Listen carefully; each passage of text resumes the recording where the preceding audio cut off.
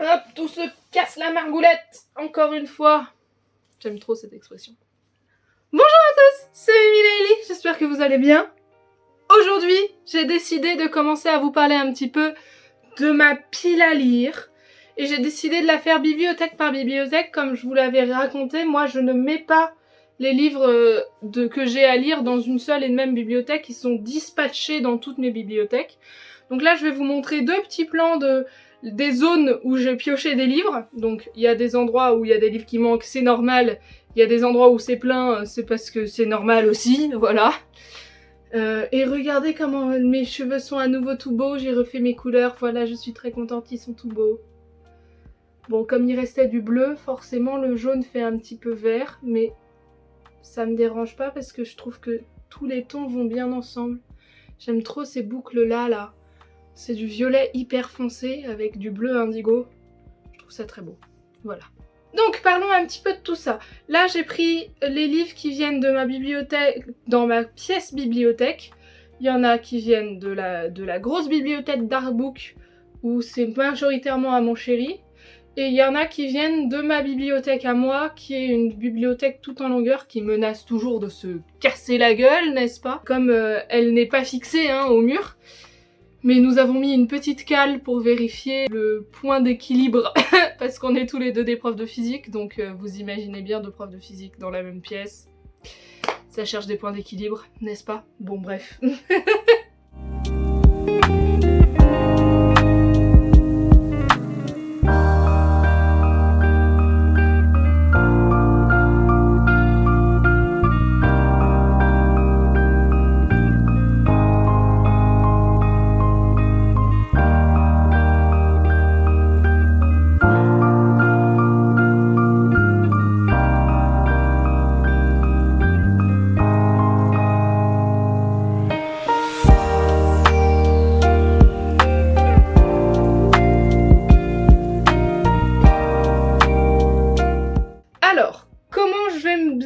Je pense que je vais faire par bibli. Oh et encore, je fais ça comme ça vient, n'est-ce pas? Cette grenouille est au milieu du chemin, je vais la mettre là.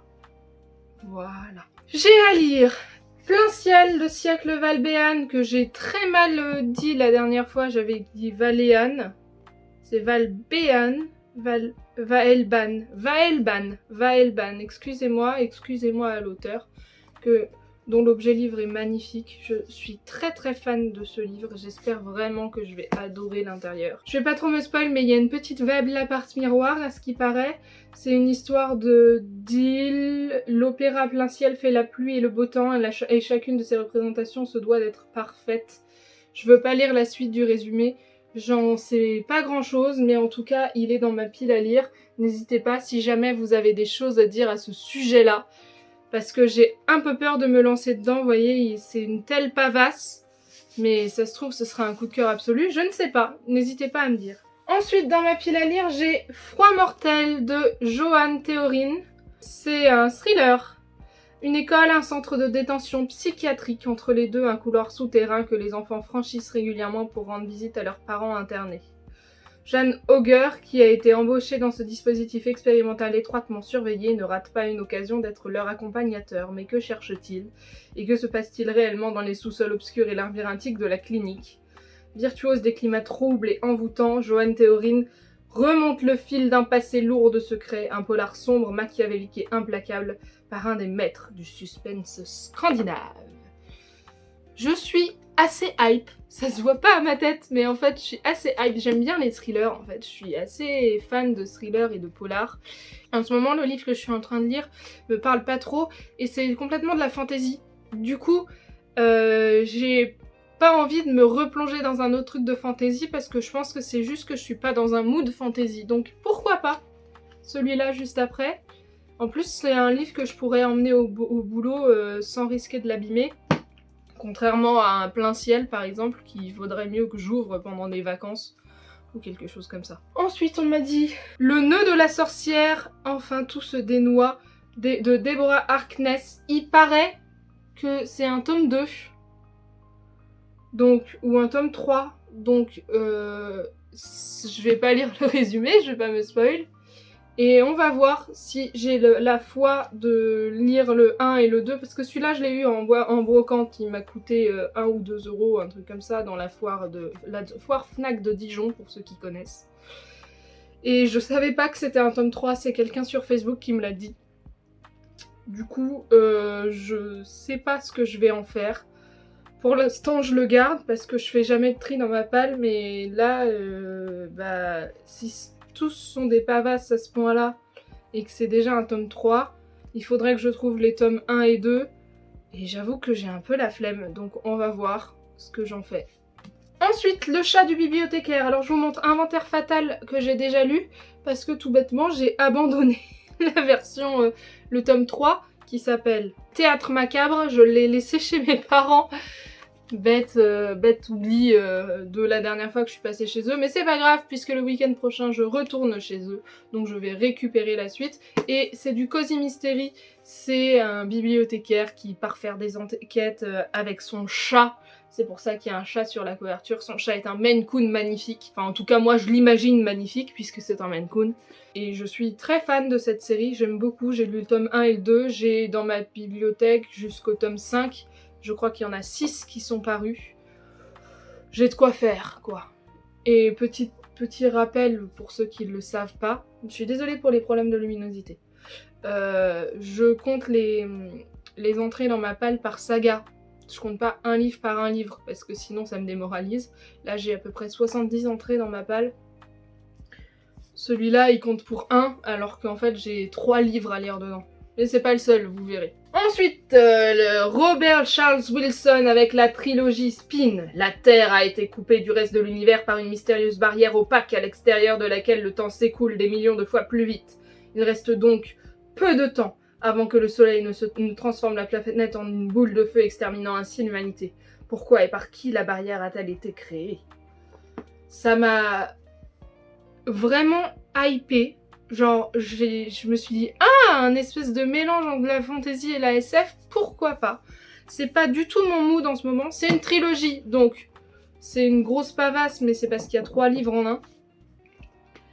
Je suis pas tout à fait dans le mood en ce moment pour lire de la SF, mais le résumé me parle toujours autant, donc bon, ça sera lu. Probablement pas tout de suite, mais ça sera lu. Voilà, voilà. Je peux m'en faire un éventail. Ensuite, Bernard Werber, La prophétie des abeilles. Alors celui-là, j'y vais un petit peu à reculons. C'est une super copine qui me l'a offert. Je sais pas quoi penser de Bernard Werber parce que j'ai lu 2 de ses bouquins, un méga coup de cœur et un que j'ai pas du tout aimé. Du coup, je sais pas, j'ai une relation conflictuelle avec Bernard Werber, on va dire ça comme ça. Pour l'instant, j'arrive pas à me lancer dedans alors que ça fait presque 2 ans, je crois, qu'elle me l'a offert, puisqu'elle me l'a offert pour mon anniversaire. Oh, ma Yum Yum, je suis désolée, il faudrait vraiment que je le lise. Hein. Donne-moi envie de le lire. Voilà, ma Yum Yum, si tu vois cette vidéo, n'hésite pas à me donner envie de le lire. Et les autres, d'ailleurs, si vous avez vu cette vidéo, donnez-moi envie de lire le Bernard Werber. Je sais pas de quoi il parle, j'ai pas envie de vous lire le résumé. Enfin, vous connaissez, c'est toujours un peu moi. N'est-ce pas? Ensuite, dans cette même bibliothèque, il y a 2 sang et de rage de Tomi Adeyemi, qui est apparemment le tome 1 d'une saga un peu chamanique, qui se passe avec des personnages afro-américains ou africains, tout bêtement. Je crois que c'est afro-américain. Américaine d'origine nigérienne, ça c'est l'autrice. Mais je sais pas si les personnages sont américains ou s'ils sont africains. Je verrai en le lisant. Ça m'a l'air d'être complètement ma came. Et ça fait très longtemps qu'il attend dans ma palle. Je sais pas depuis pourquoi il a attendu si longtemps. C'est un tome 1, il paraît qu'il y a plusieurs tomes. Il m'a coûté 4 €, vous voyez, pour la pavasse que c'est. C'est pareil, foire Fnac à Dijon. Ouais, ça pourrait être mon truc. Mais après, j'ai pas trop envie de fantasy en ce moment. Mais ça pourrait être mon truc relativement récemment. On verra. De quoi ça parle? Oui, pardon. Autrefois, la terre d'Orisha était baignée de magie, mais une nuit, tout a basculé. Le roi l'a fait disparaître et a servi le peuple des Magi. Zélie Adebola n'était alors qu'une enfant. Aujourd'hui, elle a le moyen de ramener la magie et de rendre la liberté à son peuple. Face à elle, le prince héritier du trône est prêt à tout pour l'en empêcher.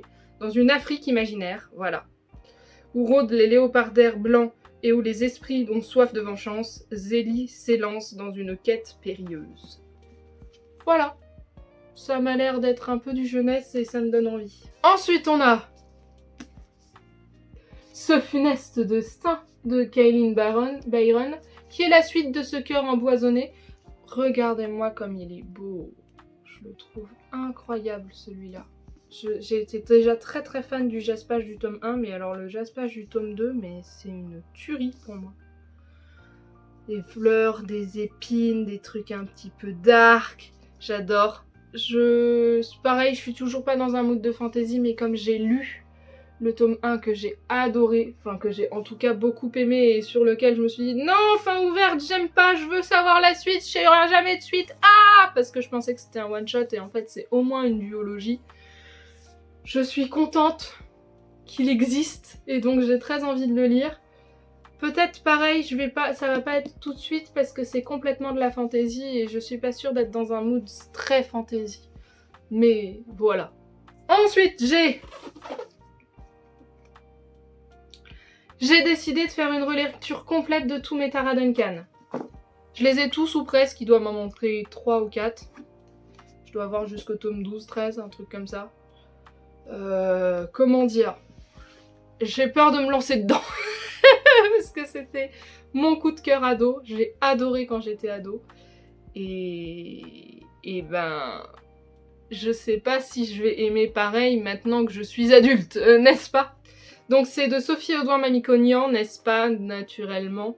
Franchement j'avoue j'ai un peu peur de me replonger dans Tara Duncan, mais comme j'avais jamais lu la fin, en fait, je m'étais arrêtée genre au tome 12, quelque chose comme ça, et il me manquait la fin de l'histoire.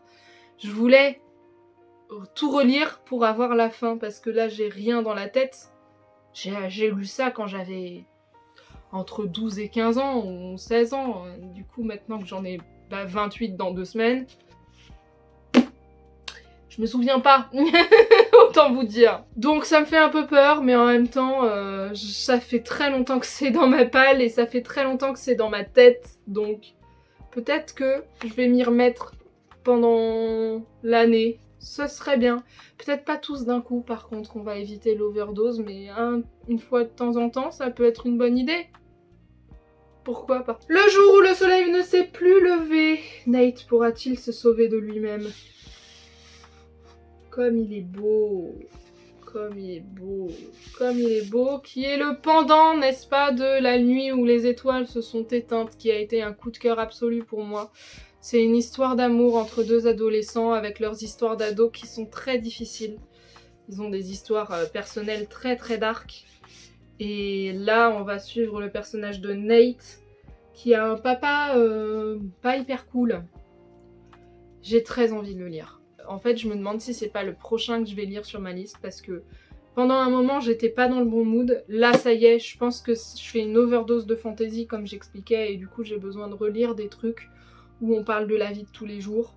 Et ça, je sais que ça va être un coup de cœur si je le lis au bon moment. Du coup, maybe c'est ma prochaine lecture. J'aimerais bien parce que pour une fois que je suis quelque part pas trop loin de la hype booktube et la hype booktok et de la hype booksta, tant que je peux être dedans, voilà, disons-le. Et l'intérieur est trop beau, regardez-moi ces petites illustrations comme elles sont belles. Voilà. Et le jaspage, c'est le plan de... C'est Manhattan où ils habitent ou c'est Brooklyn? Je ne sais plus. Bref, c'est le plan de New York dans la zone où ils habitent, quoi. Et enfin, pour finir avec ces 2 premières bibliothèques, il m'en reste 1, 2, 3 à faire après, et je vais les faire une par une je pense, parce que après j'ai beaucoup de livres dans chacune des bibliothèques. Pour finir avec celle-ci, il y a la BD Maliki, prêtée par mon chéri, mon cher et tendre, Broie la vie en rose. C'est donc Maliki l'autrice, hein. Et c'est de la tranche de vie, c'est facile à lire, c'est tout doux, c'est tout mignon. J'avais lu les tomes 1, 2, 3 je crois, avant le confinement. Et j'ai envie de me refaire la saga parce que j'ai le livre de son lore de son histoire en fait. Et je voudrais un petit peu avoir l'histoire en tête pour pouvoir lire l'origine des personnages, etc. etc. parce que bah, j'ai pas envie de me lancer dans l'inconnu pour quelque chose où en plus j'ai les BD. Alors je sais pas s'il faut absolument nécessairement lire les blogs de Maliki avant de lire le roman Maliki. J'avoue que j'ai un peu la flemme. Déjà si j'arrive à lire les 1, 2, 3, 4, 5, 6, 7 tomes de la BD, ce sera pas mal, n'est-ce pas? Voilà pour ce premier tour d'horizon de ma pile à lire, n'est-ce pas? Des belles choses. En fait, là d'avoir relu tous les résumés, ça me donne envie de tout lire évidemment. Ah, la vie est si mal faite. Ou si bien faite, hein, finalement. Je sais plus ce que je raconte, il est peut-être temps d'arrêter cette vidéo avant qu'elle ne dure 3 plombax, n'est-ce pas? Et je vous fais des bisous et je vous souhaite à tous et à toutes le meilleur, d'être heureux dans vos vies, de faire de belles rencontres et d'être heureux, tout simplement. Ciao!